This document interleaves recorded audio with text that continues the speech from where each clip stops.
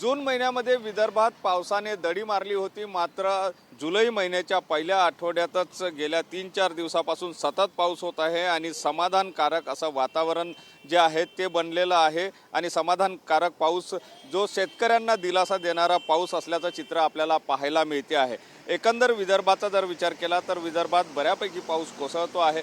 आज जर नागपुरातलं वातावरण बघितलं तर रात्रभर रिमझिम पाऊस स्वरूपाचा पाऊस जो आहे तो सुरू होता। सकाळी मात्र काहीसा दिलासा पावसाने दिलेला आहे, मात्र काही भागामध्ये रिमझिम पाऊस सुद्धा सुरू असल्याचं पाहायला मिळते। नागपूर विभागात आतापर्यंत सरासरी 165.7 मिलीमीटर एवढ्या पावसाची नोंद झालेली आहे। वर्धा जिल्ह्यात सर्वाधिक 194 मिलीमीटर पाऊस, तर नागपूरमध्ये 171 मिलीमीटर पावसाचा जे आहे ती नोंद करण्यात आलेली आहे आणि विभागात आतापर्यंत 27% पेरण्या जे आहे त्या पूर्ण झाल्याचं चित्र आपल्याला पाहायला मिळते।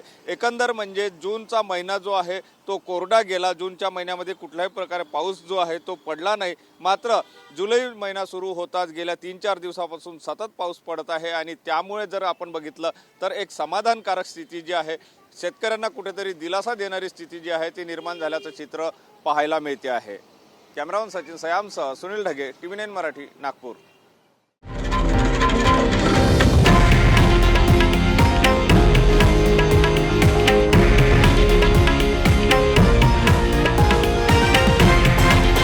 हे आहे देशातील नंबर 1 न्यूज नेटवर्क आणि आपण पाहत आहात TV9 मराठी, एकमेव।